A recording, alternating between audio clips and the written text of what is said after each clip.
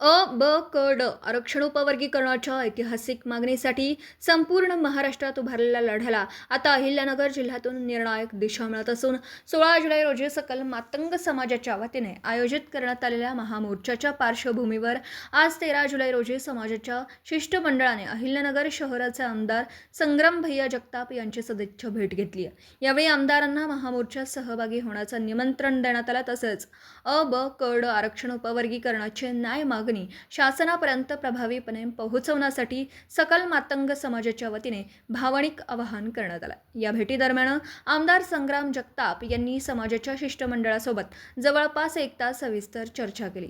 केवळ आरक्षण उपवर्गीकरणाचाच विषय नव्हे तर शिक्षण, रोजगार, सामाजिक न्याय, स्थानिक स्वराज्य संस्थांमधील प्रतिनिधित्व, युवकांच्या रोजगाराच्या संधी, समाजावर सातत्याने होणारे अन्याय, विविध शासकीय योजनांचा लाभ आणि समाजाच्या सर्वांगीण विकासाच्या प्रश्नांवर सखोल विचारविनिमय झाला।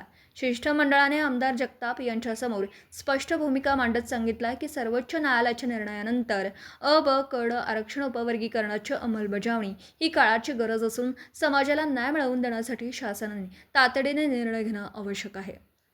या मागणीला लोकप्रतिनिधींनी भक्कम पाठबळ देऊन शासनावर सकारात्मक दबाव निर्माण करावा अशी अपेक्षाही व्यक्त करण्यात आली। यावेळी तरुण, ज्येष्ठ सामाजिक कार्यकर्ते आणि विविध संघटनांचे पदाधिकारी, सकल मातंग समाज मोठ्या संख्येने उपस्थित होता।